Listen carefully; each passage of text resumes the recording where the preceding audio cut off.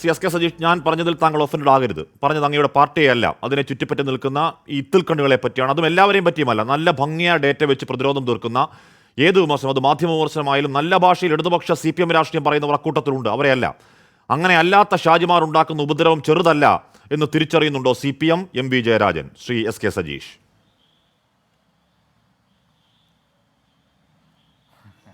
ആഷ്മി, ആദ്യം തന്നെ ഒരു ജാമ്യം എടുത്ത് സംസാരിച്ചുകൊണ്ട് ഞാൻ ആ കാര്യങ്ങളിലേക്കൊന്നും കടക്കുന്നില്ല.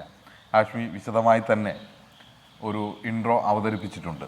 അതിൽ ചേർക്കാവുന്ന മേമ്പൊടികളെല്ലാം ചേർത്തുകൊണ്ടാണ് താങ്കൾ അവതരിപ്പിച്ചത്. ഞാൻ അതിലേക്കൊന്നും കടക്കുന്നില്ല. താങ്കളുടെ ചോദ്യത്തിലേക്ക് തന്നെ കടക്കുന്നതായിരിക്കും നന്നാവുക എന്നാണ് തോന്നുന്നത്. ഇല്ലെങ്കിൽ നമ്മൾ പരസ്പരം സംസാരിച്ച് സമയം പോവുകയായിരിക്കും സംഭവിക്കുക. ഒന്ന്, പാർട്ടിയെ സംബന്ധിച്ചിടത്തോളം പാർട്ടിയുടെ ആശയങ്ങൾ കൈകാര്യം ചെയ്യുന്നതും പാർട്ടിയുടെ അഭിപ്രായങ്ങൾ അറിയിക്കുന്നതുമായിട്ടുള്ള സംവിധാനങ്ങളുണ്ട്. ആ സംവിധാനങ്ങൾക്ക് അപ്പുറത്തേക്ക് വരുന്ന കാര്യങ്ങൾ പാർട്ടിയുടെ ഉത്തരവാദിത്വത്തിൽ നിൽക്കുന്നതായിരിക്കില്ല. ഒന്ന്, പാർട്ടി അംഗങ്ങളായിട്ടുള്ള ആളുകൾക്ക് കൃത്യമായ ഉത്തരവാദിത്വമുണ്ട്. വ്യക്തിപരമായ താല്പര്യത്തിന് അപ്പുറത്തേക്ക് പാർട്ടി താല്പര്യം ഉയർത്തിപ്പിടിച്ചുകൊണ്ട് പ്രവർത്തിക്കുന്ന ആളുകളാണ് പാർട്ടി അംഗങ്ങൾ. അവർ സോഷ്യൽ മീഡിയയിൽ ഇടപെടുമ്പോഴും ആ നിലയിൽ തന്നെ പാർട്ടി താല്പര്യങ്ങളും അതുപോലെ തന്നെ പാർട്ടിയുടെ ആശയങ്ങളും എല്ലാം തന്നെ ഉയർത്തിപ്പിടിച്ച് മാത്രമേ അവർക്ക് മുന്നോട്ട് പോകാൻ വേണ്ടി പറ്റൂ. പുറത്ത് അഭിപ്രായങ്ങൾ രേഖപ്പെടുത്തുന്ന ഏതൊരു പാർട്ടി അംഗത്തെ സംബന്ധിച്ചിടത്തോളമായാലും ഈ രീതി പിന്തുടർന്ന് മാത്രമേ പോകാൻ വേണ്ടി കഴിയൂ എന്നുള്ള ഒരു യാഥാർത്ഥ്യമാണ്. അതിനനുസരിച്ചാണ് എല്ലാവരും പ്രവർത്തിക്കാറുമുള്ളത്. അഭിപ്രായങ്ങളും അഭിപ്രായ വ്യത്യാസങ്ങളും വിമർശനങ്ങളും എല്ലാം പാർട്ടി ഘടകങ്ങളിലാണ് പാർട്ടി അംഗങ്ങൾ ഉന്നയിച്ചു പോവുക. അത് ഏത് ഘടകത്തിൽ പ്രവർത്തിക്കുന്ന ആളുകളായാലും. ആ നിലയിൽ ജനാധിപത്യപരമായി പ്രവർത്തിക്കുന്ന സമയത്ത് പാർട്ടിയുടെ പേരും ചിഹ്നങ്ങളും അതുപോലെ തന്നെ ഫോട്ടോയും എല്ലാം ഉപയോഗിച്ചുകൊണ്ട് വിവിധ രീതിയിലുള്ള സോഷ്യൽ മീഡിയ അക്കൗണ്ടുകൾ വരാറുണ്ട്. ചിലപ്പോൾ നമ്മൾ പോലും സംശയിച്ചു പോകുന്ന രീതിയിലുള്ള കാര്യങ്ങൾ സോഷ്യൽ മീഡിയയിലൂടെ വരും. ഇത് ആരാണ് ഇതിൻ്റെ പിന്നിൽ പ്രവർത്തിക്കുന്നതെന്ന് പോലും നമുക്ക് മനസ്സിലാക്കാൻ കഴിയാത്ത സാഹചര്യത്തിലേക്ക് വരും. അവർ വൈകാരികമായി കാര്യങ്ങൾ അവതരിപ്പിക്കുകയും ചിലപ്പോഴെല്ലാം സഭ്യതയുടെ അതിരുവിടുകയും അതുപോലെ തന്നെ ആശയപരമായ ദൗർബല്യം അവരുടെ പോസ്റ്റുകളിലും മറ്റുമെല്ലാം ഉണ്ടാവുകയും ചെയ്യുന്ന സാഹചര്യം ഉണ്ടാകും.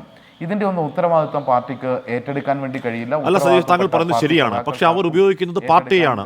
താങ്കളടക്കം വടകര കാലത്തടക്കം ചോര നീരാക്കി പണിയെടുത്ത ആ പാർട്ടിയാണ് കേരളത്തിൽ തന്നെ ഉണ്ടാവണമെന്നില്ല. ഗൾഫിലിരുന്നോ രാജ്യത്തിന്റെ ഏതോ ഭാഗത്തിരുന്നോ CPM എന്ന ചെങ്കൊടി നെറ്റിയിൽ ഒട്ടിച്ചാണ്, ലേബൽ നടത്തിയാണ് അവർ ഈ പണികൾ ചെയ്യുന്നത്. അപ്പോൾ അതിനെ നിയന്ത്രിക്കാൻ ഒരു തരത്തിലും പാർട്ടിക്ക് കഴിയില്ല എന്ന് കൈയൊഴിയാൻ പറ്റുമോ SK സജീഷ്? ഞാൻ പറയുന്നത് നല്ലവർ ഇപ്പോൾ പിങ്കോ ഹ്യൂമൻ എന്ന് പറഞ്ഞൊരു ഗ്രൂപ്പുണ്ട്. ആ ഗ്രൂപ്പ് ഇപ്പോൾ ഉണ്ടോ എനിക്കറിയില്ല. പക്ഷേ നല്ല അസാധ്യമായ നല്ല ഡേറ്റകൾ വെച്ച് ഈ പറഞ്ഞ CPM രാഷ്ട്രീയം വളരെ ഭംഗിയായി എന്ന് പറഞ്ഞാൽ ഒഫൻഡഡ് ആവാത്ത രീതിയിൽ, വ്യക്തിഹത്യ നടത്താത്ത രീതിയിൽ, തേജോവധം നടത്താത്ത രീതിയിൽ നന്നായി പറയുന്ന ഗ്രൂപ്പുകൾ ഒട്ടനവധിയുണ്ട്. പക്ഷെ അല്ലാത്തവരുമുണ്ട്. അല്ലാത്തവരെങ്കിലും നിയന്ത്രിക്കാൻ പാർട്ടിക്ക് കാര്യം SK സജീഷ് ഇപ്പോൾ പോസ്റ്റ് കോവിഡിൻ്റെ കാലത്ത് ഗ്രൗണ്ട് പോലെ തന്നെ അല്ലെങ്കിൽ സമൂഹം പോലെ തന്നെ അതിൻ്റെ പരിച്ഛേദമാണ് സോഷ്യൽ മീഡിയ. അവരെ നിയന്ത്രിക്കാൻ പ്ലാൻ ഉണ്ടാവണ്ടേ സജീഷ്? അല്ല ആഷ്മി, പോസിറ്റീവായിട്ടാണ് ആ ചർച്ചകളെ കാണുന്നതെങ്കിൽ നമ്മളതിൽ ഏറ്റവും പ്രധാനമായും ചർച്ച ചെയ്യപ്പെടേണ്ട വിഷയം ഇത് കടൽ പോലെ പരന്നു കിടക്കുന്നതാണ്. ഇവിടെ ആരാണ് എന്താണ് എന്ന് തിരിച്ചറിയാൻ നമുക്ക് കഴിയില്ല. ഇപ്പോൾ 24-ൻ്റെ ലോഗോ ഉപയോഗിച്ചുകൊണ്ട് നിരവധി വ്യാജ വാർത്തകൾ വരാറുണ്ടല്ലോ. നിങ്ങൾ പലപ്പോഴും തിരുത്താറുണ്ട്. ചിലപ്പോൾ നിങ്ങളുടെ വാർത്തയായിരിക്കണമെന്നില്ല. ചിലപ്പോൾ നിങ്ങൾ പോലും അറിയാതെ നിങ്ങളുടേതെന്ന് തോന്നിക്കുന്ന രീതിയിൽ കാര്യങ്ങൾ അവതരിപ്പിക്കാൻ വേണ്ടി കഴിയും. ഒരു പക്ഷേ നിങ്ങൾ പോലും അത് ശരിയാണ് എന്ന് കരുതി ചിലപ്പോൾ തെറ്റിദ്ധരിക്കപ്പെടുകയും ചെയ്യും. പിന്നീട് വ്യാജമായ കുറച്ചുകൂടി ഗൗരവകരമായ കാര്യങ്ങൾ വരുമ്പോൾ മാത്രമാണ് ചിലപ്പോൾ ശ്രദ്ധിക്കപ്പെടുക. അങ്ങനെ വ്യാജമായ രീതിയിൽ പല കാര്യങ്ങളും വരാറുണ്ട്. ഞങ്ങളെല്ലാം സോഷ്യൽ മീഡിയ കൈകാര്യം ചെയ്യുന്ന ആളുകളോട് സംഘടനാ തലത്തിലെല്ലാം സംസാരിക്കുന്ന സമയത്ത് പറയാറുണ്ട്, ചിലപ്പോൾ ചിഹ്നങ്ങൾ കണ്ടാലോ അല്ലെങ്കിൽ ഒരു ചുവപ്പ് കണ്ടാലോ നേരെ പോയി അത് ഷെയർ ചെയ്യാനോ അല്ലെങ്കിൽ അതിനെ പിന്തുണയ്ക്കാനോ നിൽക്കരുത്. വാചകങ്ങൾ പൂർണ്ണമായി വായിച്ചു നോക്കാൻ വേണ്ടി കഴിയണം. അത് നമ്മുടെ ആശയത്തിനൊത്ത് നിൽക്കുന്നതാണോ എന്ന് കൃത്യമായി പരിശോധിച്ചിട്ട് മാത്രമേ സോഷ്യൽ മീഡിയയിൽ ഇടപെടാൻ വേണ്ടി പറ്റൂ. ഒന്ന്, വ്യക്തിപരമായ വൈകാരികത ഇത്തരം ചില ആളുകൾക്കൊക്കെ ഉണ്ടാകും. ആ ആളുകൾ വ്യക്തിപരമായ വൈകാരികതയിൽ ഊന്നിക്കൊണ്ടാണ് കാര്യങ്ങളെ അവതരിപ്പിക്കുക. പാർട്ടിയെ സംബന്ധിച്ചിടത്തോളം പാർട്ടി വൈകാരികമായിട്ടല്ല, സാമൂഹ്യപരമായി കാര്യങ്ങളെ പരിശോധിച്ചുകൊണ്ട് സാമൂഹ്യ അന്തരീക്ഷത്തിൽ നിന്നുകൊണ്ടുള്ള നിലപാടുകളാണ് സ്വീകരിക്കപ്പെടുന്നത്. ചിലപ്പോഴെങ്കിലും ചില ഹാൻഡിലുകളിൽ സഭ്യതയുടെ അപ്പുറത്തേക്ക് പോകും. അത് നമുക്ക് ന്യായീകരിക്കാൻ വേണ്ടി കഴിയുന്നതായിരിക്കില്ല. പിന്നെ ആശയപരമായ ദൗർബല്യം പലപ്പോഴും നേരിടുന്ന സാഹചര്യം ഉണ്ടാകും. കാരണം വ്യക്തിപരമായി തോന്നുന്ന അഭിപ്രായങ്ങളാണ് പലപ്പോഴും രേഖപ്പെടുത്തുന്നത്. എന്നാൽ താങ്കൾ പറഞ്ഞ ഒരു കാര്യം വളരെ പ്രധാനപ്പെട്ടതാണ്. അത് ഞാൻ അംഗീകരിക്കുന്നു.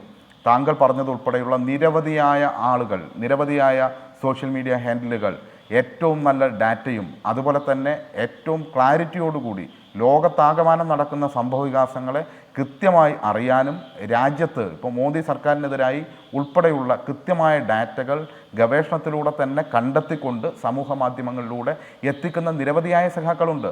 കേരളത്തിൽ ഓരോ വിഷയങ്ങൾ വരുമ്പോഴും അതിനെ കൃത്യമായി സഭ്യതയുടെ വരമ്പിൽ നിന്നുകൊണ്ട് അതുപോലെ തന്നെ ഏറ്റവും കൃത്യമായ ആശയതലത്തിൽ നിന്നുകൊണ്ട് പ്രചരിപ്പിക്കുന്ന നിരവധിയായ ആളുകളുണ്ട്. നമുക്കറിയാം, ഈ തെരഞ്ഞെടുപ്പിൻ്റെ ഘട്ടത്തിൽ തന്നെ ബഹുമാനപ്പെട്ട കേരളത്തിൻ്റെ മുഖ്യമന്ത്രി സോഷ്യൽ മീഡിയയിൽ മാധ്യമങ്ങളിൽ ഉൾപ്പെടെ വരുന്ന തെറ്റായ പ്രചരണങ്ങളെ തിരുത്തി കാണിക്കുന്ന, അപ്പോഴപ്പോൾ തിരുത്തി കാണിക്കുന്ന, യാഥാർത്ഥ്യം പുറത്തു കൊണ്ടുവരുന്ന, രേഖകൾ വെച്ച് പുറത്തേക്ക് ജനങ്ങളെ ബോധ്യപ്പെടുത്തുന്ന ആളുകളെ അഭിനന്ദിച്ചത് നമുക്ക് ഓർമ്മയുണ്ട്.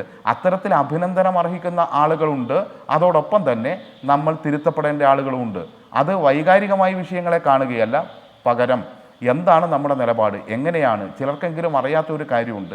നമ്മൾ നേരിട്ട് സംസാരിക്കുന്ന പോലെയല്ല, ഇത് ലോകം മുഴുവൻ കേൾക്കുകയും കാണുകയും ചെയ്യുന്നതാണ് എന്ന ധാരണ വേണമല്ലോ. ഞാനും ഹാഷ്മിയും തമ്മിൽ അല്ലെങ്കിൽ ഈ ചർച്ചയിൽ പങ്കെടുക്കുന്ന ആളും തമ്മിൽ സ്വകാര്യമായി സംസാരിക്കുന്ന പോലെ അല്ലല്ലോ ഈ ചർച്ചയിൽ ഇരുന്നു കൊണ്ട് സംസാരിക്കുന്നത്. അത് ലോകത്തിൻ്റെ മുന്നിലേക്കാണ് പറയുന്നത്. അങ്ങനെ ലോകത്തിൻ്റെ മുന്നിലേക്ക് പറയുമ്പോൾ പാർട്ടിയുടെ നിലപാടിലൂന്നി പാർട്ടിക്കനുസൃതമായി വൈകാരികത കുറച്ച് അതുപോലെ തന്നെ ആശയപരമായ അടിത്തറയിൽ നിന്ന് സംസാരിക്കണം, പ്രചരണം നടത്തണം എന്ന ബോധ്യം ഉണ്ടാകേണ്ടതുണ്ട്.